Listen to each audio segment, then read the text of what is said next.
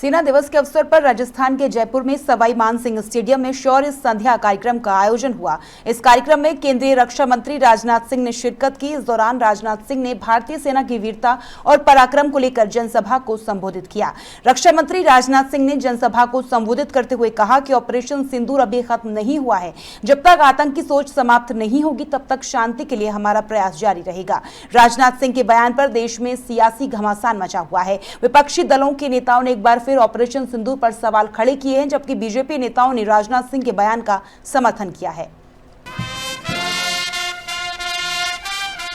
सेना दिवस के अवसर पर राजस्थान के जयपुर में सवाई मानसिंह स्टेडियम में शौर्य संध्या कार्यक्रम का आयोजन हुआ।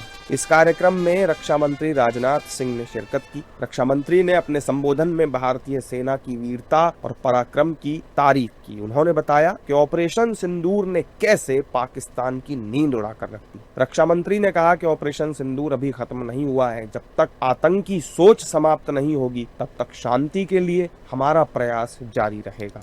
और साथियों, यह भी सच है कि ऑपरेशन सिंदूर अभी पूरी तरह से समाप्त नहीं हुआ है, क्योंकि जब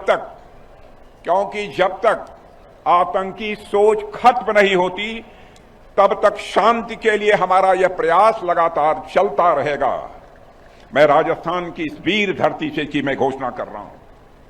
रक्षा मंत्री राजनाथ सिंह के इस बयान के बाद विपक्ष भी बयानबाजी पर उतर आया। विपक्षी दलों के नेताओं ने राजनाथ सिंह के बयान पर पलटवार किया और ऑपरेशन सिंदूर को बीच में ही रोकने का आरोप लगाया है।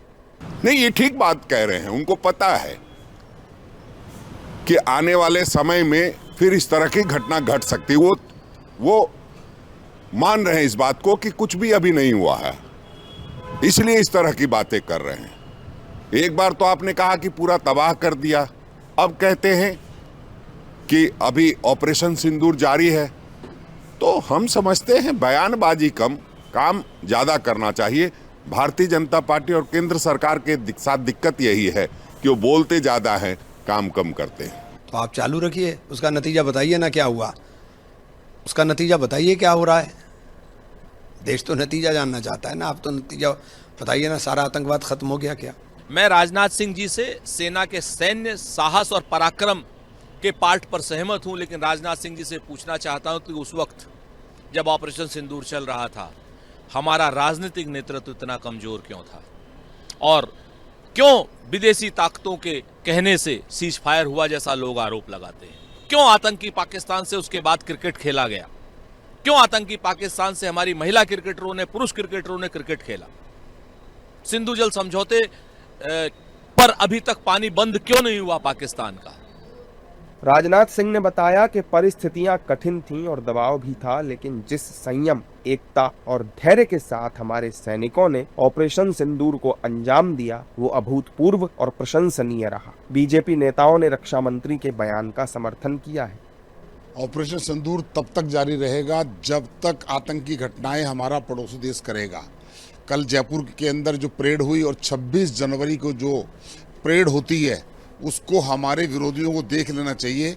अब भारत पहले वाला भारत नहीं है, अब भारत नरेंद्र मोदी का भारत है जो किसी भी देश को चकनाचूर कर सकता है। इसलिए हमारी जो परेड 26 जनवरी को होगी, हमारे विरोधियों को बहुत नज़दीकी से लेंस लगाकर देख लेना चाहिए। भारत की तरफ अगर आंख उठाएंगे तो उनकी आंखों को तो मैं क्या कहूं, लेकिन कुचल दिया जाएगा।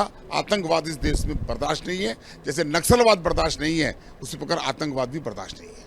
ऐसा पहली बार नहीं है जब विपक्ष ने ऑपरेशन सिंदूर और भारतीय सेना पर सवाल खड़े किए हों। इससे पहले भी नेता प्रतिपक्ष राहुल गांधी ऑपरेशन सिंदूर के सबूत मांग चुके हैं। इससे साफ जाहिर है कि विपक्ष बीजेपी का विरोध करते करते देश के विरोध में आकर खड़ा हो गया।